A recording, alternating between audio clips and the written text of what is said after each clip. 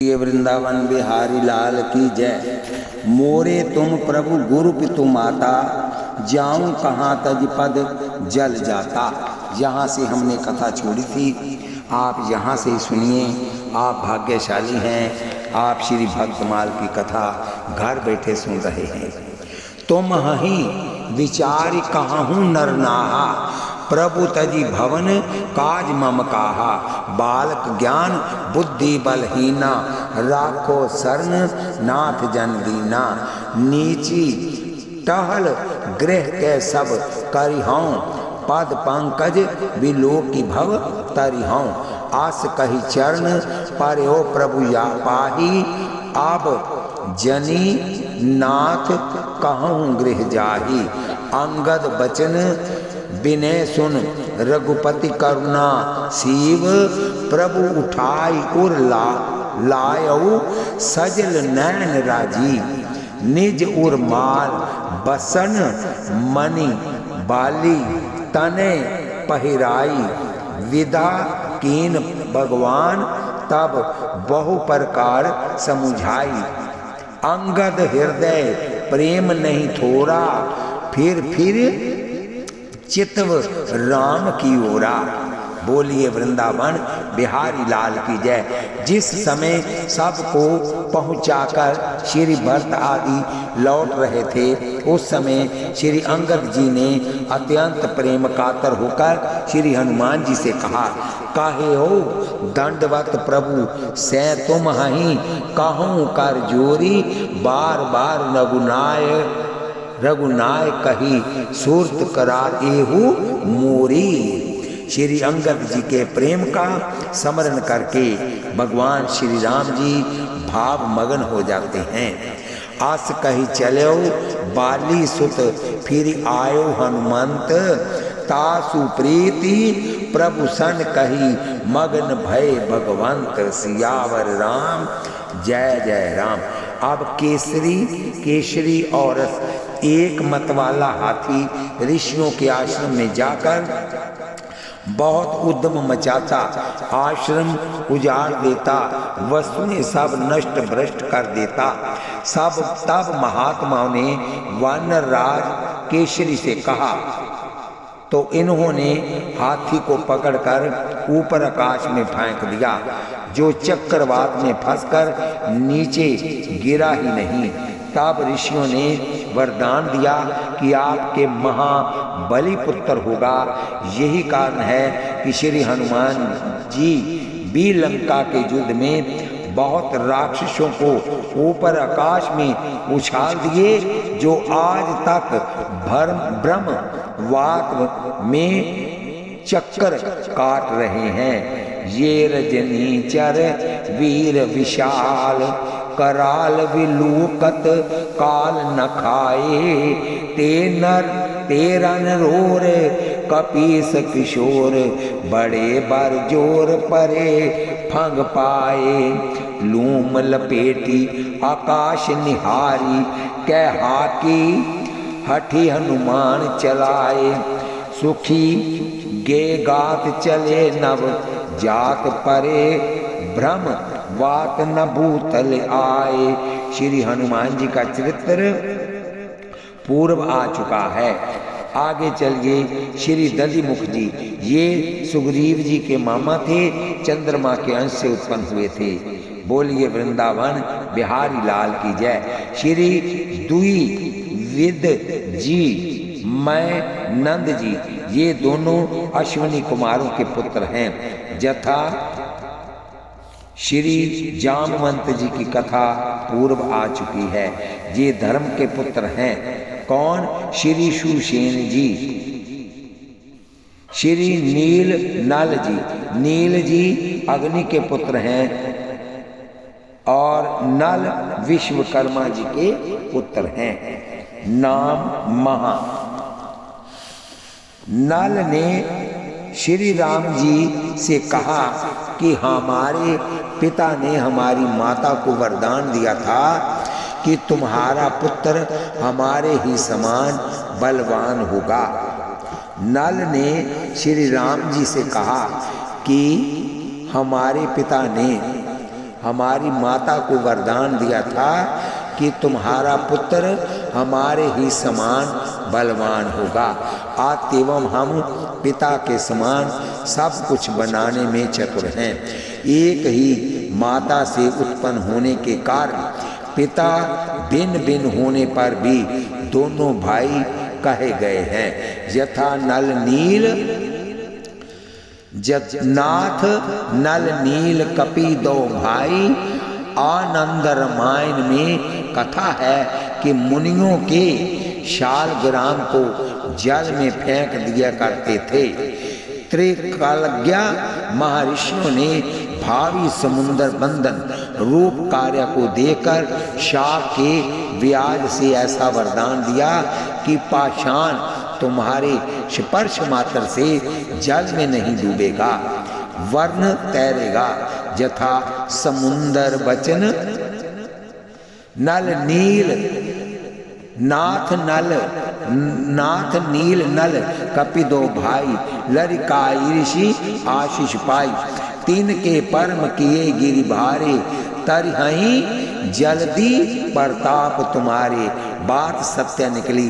नल नी ने 5 दिन में ही 100 योजन विस्तीर्ण समुद्र पर 10 योजन की चौड़ाई का सुंदर एवं सुदृढ़ सेतु बनाकर एक नया कीर्तिमान स्थापित किया। बांदा सेतु नील नल नागर। राम कृपा जस भयो उजागर। रावण ने श्री अंगद जी से नल नील का उपहास करते हुए कहा था कि शिल्प कर्म जानहि नल नीला। तो युद्ध में इन दोनों शिल्पियों ने रावण की खोपड़ी की भी मरम्मत की थी। तब नल नील सिर नहीं चढ़ी गयो नख नहीं लीलार विदारत भयऊ। ये दोनों विंध्याचल निवासी और 10-10 करोड़ बानरों के जूथपति थे। श्री सुग्रीव जी के मंत्री थे ये नल और नील। श्री शर्ब जी ये पर्जन्य देव के पुत्र थे। श्री गवाक्षी ये जमराज के पुत्र थे। श्री मंदमादंज ये कुबेर के पुत्र थे। बोलिए वृंदावन बिहारी लाल की जय। आस में श्रवण सुना दशकंदर। पद्म 18 जूथ बंदर। असंख्य बानर भालू वीरों में 18 पद्म जूथपति थे। और इन 18 पद्म जूथपतियों के ऊपर 56 में वर्णित सुग्रीव आदि 18 जूथपाल पति थे। यद्यपि ये सभी अपने को श्री राम का दास ही मानते थे, परंतु श्री राम जी इन्हें अपना सखा मानते थे। यथा ए सब सखा सुनो मुनि मेरे। भय समर सागर कह बेरे। माम हित लागी जन्म इनहारे। भरतहूँ ते मोही अधिक प्यारे। ये सब मुझे भरत से भी प्यारे हैं। ये सहचर कहकर जनाया गया कि ये इनके अतिरिक्त और भी जो सहचर सखा हैं वह सब मेरे ऊपर कृपा दृष्टि की वृष्टि करें। श्री राम रसायन ग्रंथ में अयोध्या के भी 18 सखाओं का उल्लेख है पाया जाता है। बोलिए वृंदावन बिहारी लाल की जय। आगे नव नंद जी ब्रज मंडल के सबसे बड़े माननीय गोप परजन्य जी के अति सुंदर एवं सुशील 9 पुत्र थे। वही नवनंद हैं। धरानंद जी, ध्रुवनंद जी, तीसरे परम चतुर उपनंद जी और चौथे अभिनंदन जी थे। प्रसिद्ध जस सभी तथा सुख के सागर नंद जी थे। पशुओं के पालक, आनंद प्रद, निर्मल और निश्चल बुद्धि वाले सुनंद जी थे। विश्व वंदनीय कर्मानंद जी और धर्मानंद जी तथा उनके छोटे भाई वल्लभ जी थे। यहाँ गायों का चरने का स्थान है, वहाँ उसी के आसपास सब छंदता से ये गोप विचरते रहते थे। मोहन कुंज मोहन वृंदावन, मोहन जमुना पानी, मोहन नारी सकल गोकुल की बोलते अमृत बाणी। ये श्री भट्ट के प्रभु मोहन नागर, मोहन राधा रानी, ब्रज भूमि मोहनी मैं जानी। श्री परजन्य जी यदुवंश में सर्वगुण संपन्न एक देव मीड़ नाम के राजा हुए। वह मथुरा जी में निवास करते थे। उनके दो पत्नियां थी, पहली क्षत्रिय वर्ण की, दूसरी वैश्य वर्ण की।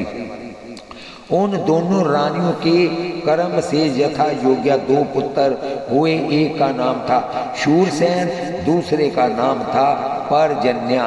माता पिता दोनों क्षत्रिय वर्ण होने से श्री शूरसेन जी क्षत्रिय रहे, परंतु परजन्या जी का जन्म वैश्य वर्ण की माता से हुआ था। अतः मातृवध वर्ण संकर इस न्याय से वैश्य जाति को प्राप्त होकर इन्होंने गोपालन वृत्ति विशेष को अपनाया। ये बड़े ही भागवत सेवी थे। साधु ब्राह्मणों में इनकी अपार श्रद्धा थी। ये अपने औदार्य गुण से परम प्रशंसनीय थे।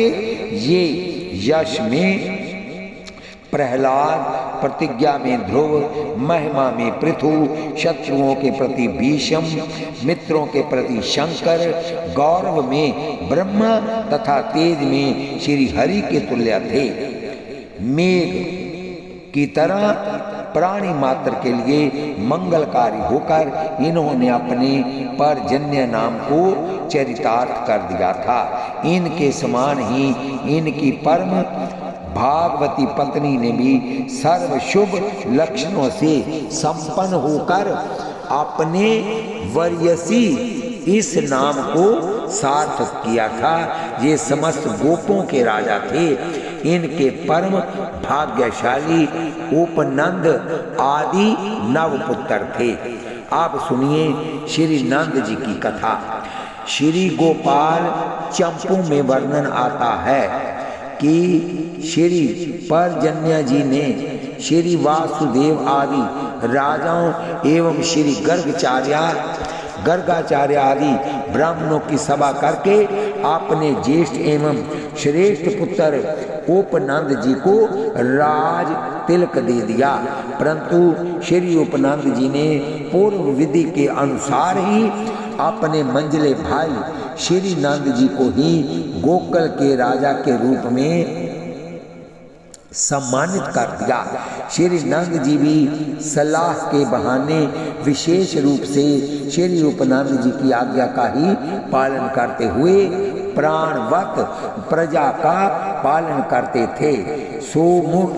सोमुख गोप की कन्या श्री यशोदा नंद रानी के रूप में सुशोभित हुई।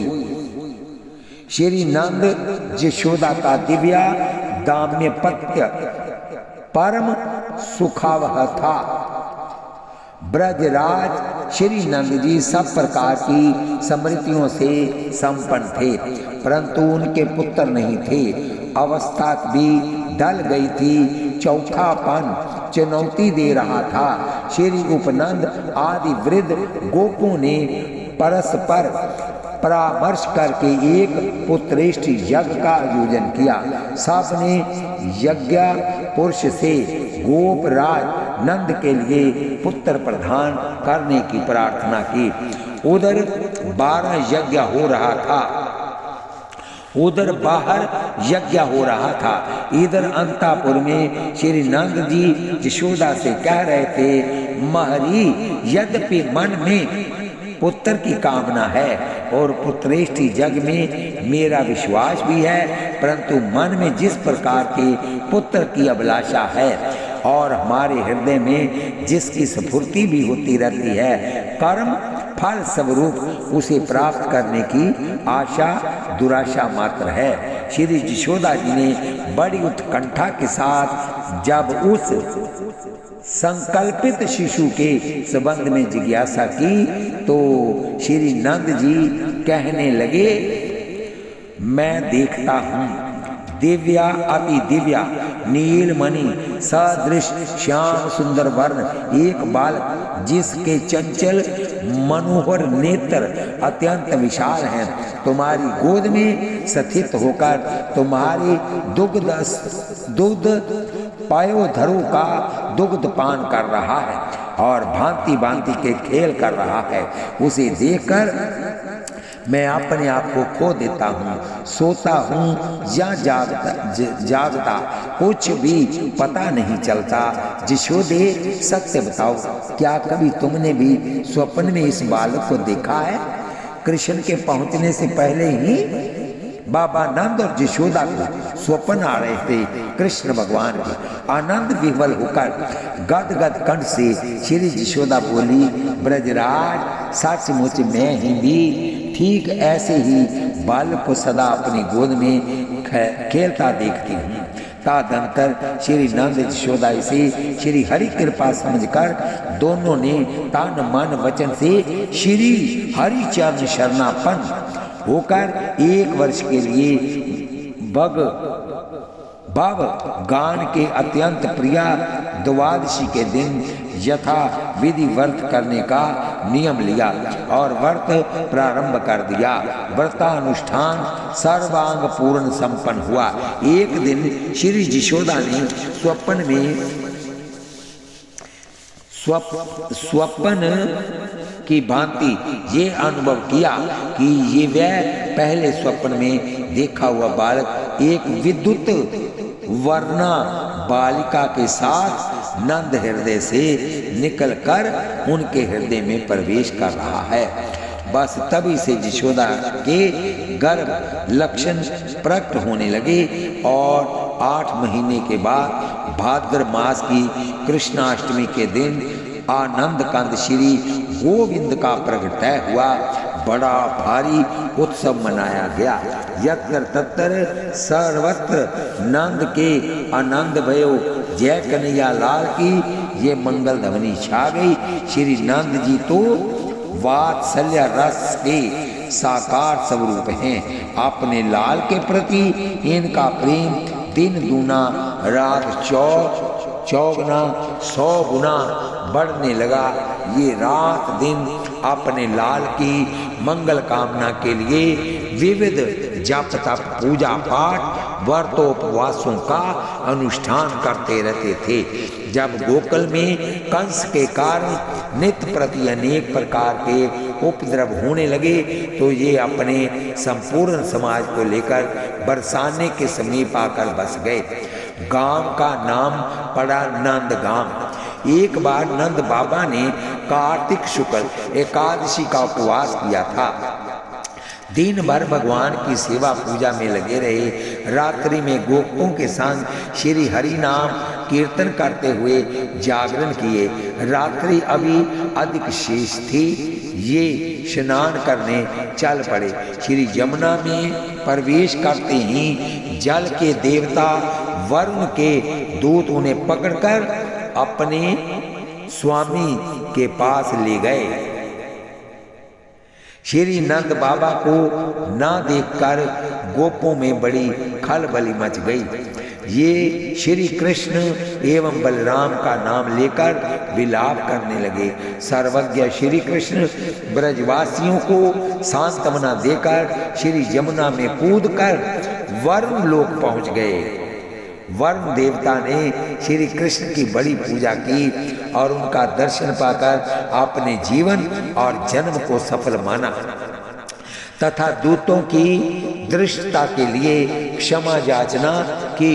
इसके बाद भगवान श्री कृष्ण अपने पिता को लेकर ब्रज में चले आए और ब्रजवासी बंधुओं को आनंदित किए। श्री नंद बाबा को वर्ण का ऐश्वर्य तथा अपने लाल का प्रभाव देखकर बड़ा विस्मय हुआ। ऐसे ही एक बार नंद बाबा ने गोपों के साथ शिवरात्रि के अवसर पर अंबिका वन की यात्रा की। वहाँ एक बड़ा भारी अजगर रहता था। उसने सोए हुए नंद जी को पकड़ लिया। जब वह चिल्लाए तो भक्त वत्सल भगवान ने वहां पहुंचकर अपने चरणों से उस अजगर को छूकर उसका उद्धार किया और अपने पिता की रक्षा की। जब गरुड़ जी के साथ श्री कृष्ण और बलराम मथुरा चले गए और पुनः स्वयं नहीं लौटे, परंतु श्री नंद बाबा को विवश होकर पुनः ब्रज को लौट जाना पड़ा।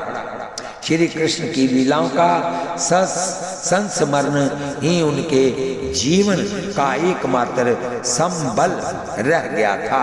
जिस समय श्री उद्धव जी श्री श्याम सुंदर का संदेश लेकर ब्रज आए और श्री नंद बाबा से मिले, उस समय जब ये अपने लाल को एक एक लीलाओं को याद करके उद्धव से श्री कृष्ण की कुशल पूछने लगे, तब वे तो इनके लोकोत्तर वात्सल्य स्नेह को देखकर चकित हो गए।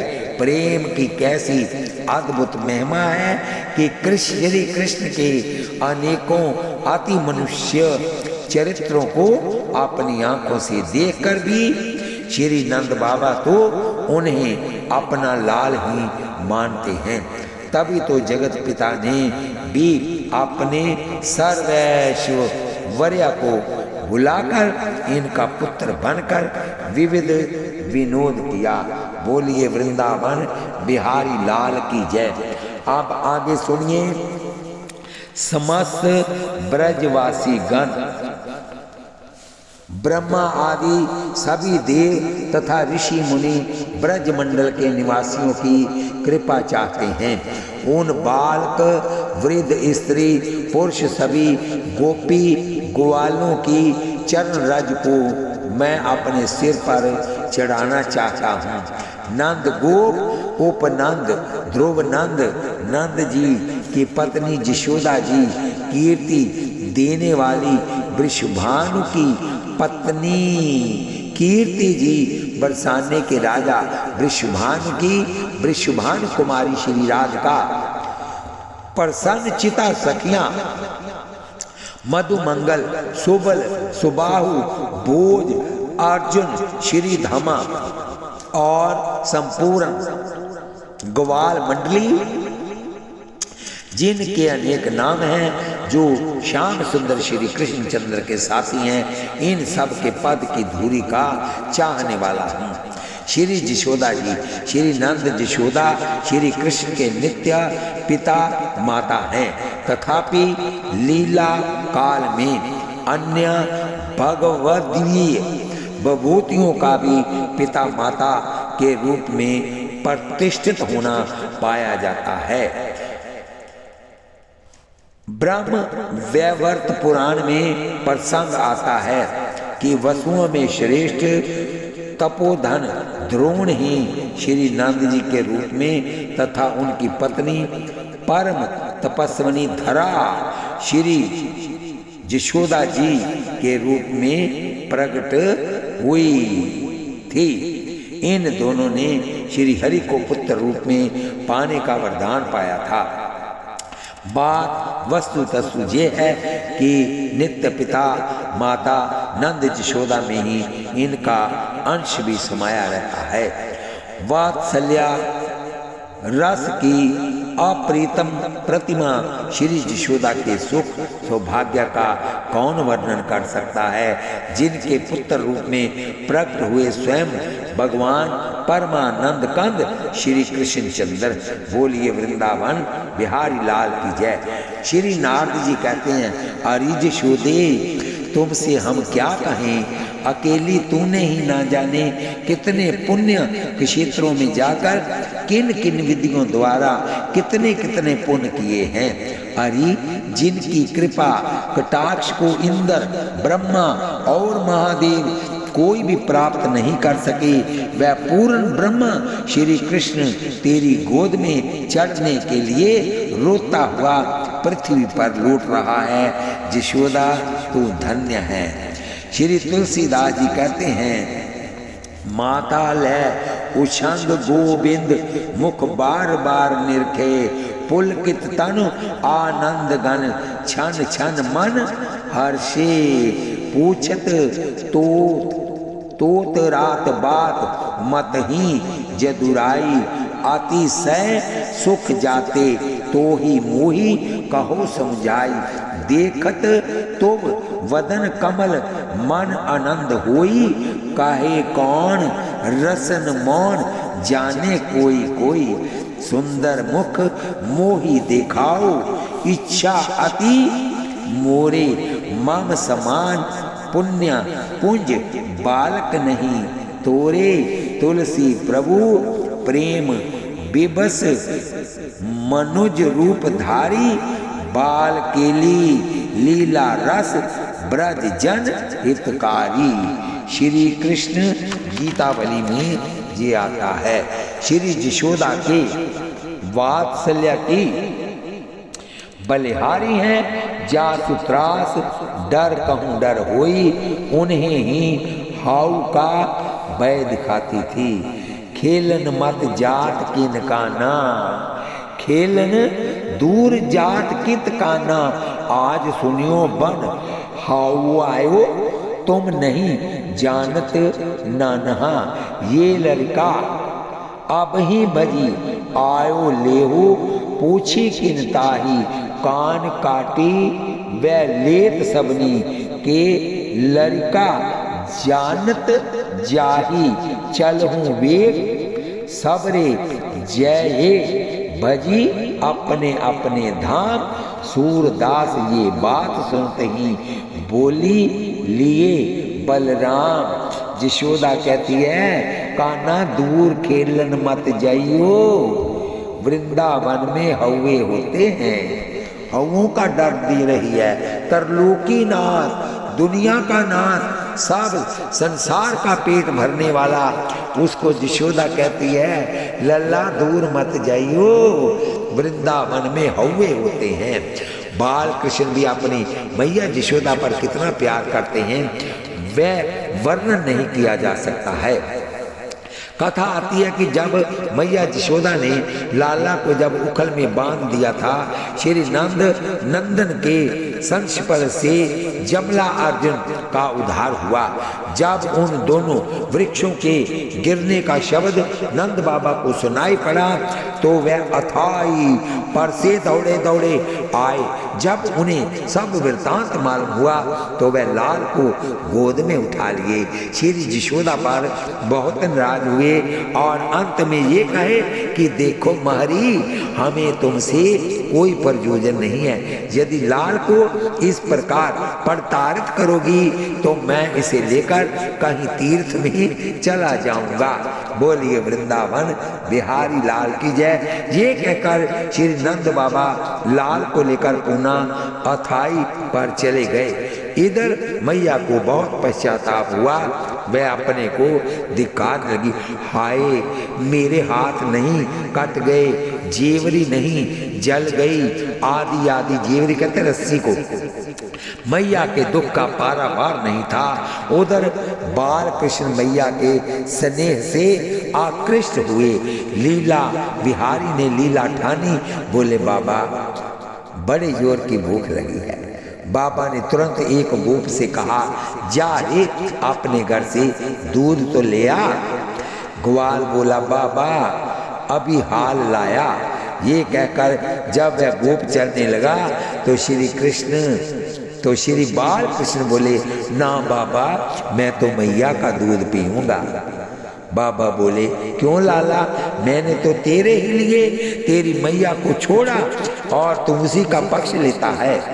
लाल बोले ना बाबा, मैं तो मैया का ही दूध पीऊँगा और मैया की गोद में जाऊँगा। तब तक वहाँ यशोदा की बेची हुई एक ग्वालिन आई। वह अथाई के नीचे से सब बात सुन रही थी। श्याम सुंदर का रुख जानकर झट से उसने गोद में लेने के लिए हाथ उठाया। लाल लपक कर तुरंत गोद में आ गए। मैया यशोदा ने आगे बढ़कर लाल को अपनी गोद में लेकर मुंह चूमा। ये है मैया और कन्हैया का परस्पर का भाव। श्री कृष्ण बलराम श्री अक्रूर जी के साथ मथुरा जा रहे हैं। मैया यशोदा का हृदय विदीर्ण हो रहा है। वह करधन करते हुए कहती है, यशोदा बार बार जो भाग्य है को ब्रज में हितु हमारो, चलत गोपाल ही राखे। कहा ब्रज मेरे शगन मगन को, नृप मधुपुरी बुलाए। सुफलक सुत मेरे प्राण, हनत को काल रूप हवे आए। बरुए गोदन हरु कंस सब, मोही बंदी ले नीलू। इतने ही सुख कमल नैन मुँह, अखियन आगे खेलो। वासर वदन विलोकत जियो, निसी दिनी अंकम लावो। ते ही विचरुत जो जीव, कमर कर्म बस तो हसी काही बुलावो। कमल ने गुण टेरत टेरत, अदर वदन कुम ही लानी। सूर कहा लगी प्रगट जनाओ, दुखित नंद की रानी। श्री कृष्ण बलराम मथुरा चले गए। संग में श्री नंद बाबा भी गए थे, परंतु राम कृष्ण तो वहीं रह गए। अकेले नंद बाबा घर लौट आए। केवल श्याम सुंदर की सुधियों को सुजोए हुए मैया ने देखा लाल नहीं आए। हृदय चित्कार कर उठा, प्रिय पति ये मेरा प्राण प्यारा कहाँ है? दुख जल निधि डूबी का सहारा कहाँ है? लकी मुख जिसका मैं आज लो जी सकी हूँ, वह हृदय दुलारा नैन तारा कहाँ है?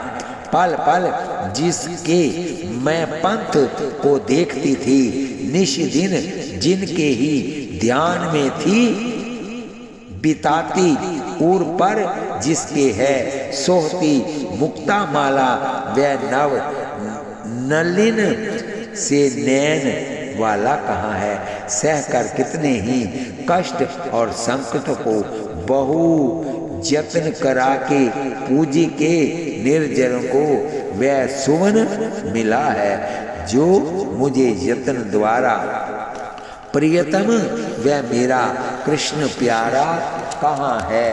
बोलिए वृंदावन बिहारी लाल की जय। मैया बाबा का सने श्री कृष्ण मथुरेश द्वारकाकेश होने पर भी नहीं भूल सके। उदो मोही ब्रज बिसरत नाही, वृंदावन गोकुल तन आवत सगन त्रिनन की शाही। प्रात समय माता यशोमती और नंद देखी सुख पावत, माखन रोटी देहो सजायो, आति हित साथ खवावत। सूर्य ग्रहण के समय कुरुक्षेत्र में श्री नंद यशोदा एवं समस्त ब्रजवासियों से श्री कृष्ण का मिलन हुआ। 99 साल बाद मैया यशोदा श्री कृष्ण को द्वारकानाथ समझकर मिलने में हिचक रही थी। तब श्री कृष्ण स्वयं ललक कर मैया के पास जाकर बोले और हाथी से कूद गए। रथ पर बैठे थे, कूद करके मैया यशोदा के चरणों में पड़ गए। अब हसी बेटत कही मोही, निज सुत बाल तिहारो, हो नंद दोहाई। रोम पुलकी गद गद तनु तिहि, छिन जलधारा नैननी बरसाई। मिले सुतात मात बंधु सब, कुशल कुशल करी प्रश्न चलाई। सूरदास प्रभु कृपा करी, अब चित ही धरे पुनि करी बड़ाई। बोलिए वृंदावन बिहारी लाल की जय। कल आप फिर कथा सुनेंगे। इस कथा को हम यही विश्राम देते हैं। कल आप श्री कीर्तिदा वृषभानु कुमारी श्री राधा जी की कथा सुनेंगे। कथा सुनते वक्त आप हाथ में माला लीजिए, जीवा से नाम जपिए, आंखों से भगवान का दर्शन कीजिए और कानों से कथा सुनिए। एक पंथ चार काज। कथा सुनते सुनते माताओं, बहनों, भाइयों, बंधुओं, अजीजों, आप इसको सब्सक्राइब शेयर कीजिए ताकि मुझे आगे भी हिम्मत बनी रहे कि मैं आप लोगों तक श्री भक्तमाल की कथा पहुंचाता रहूं। शेयर की हुई कथा आपकी यहाँ तक जाएगी। जो लोग सुनेंगे उनका आधा फल आपको भी प्राप्त होगा। बोलिए।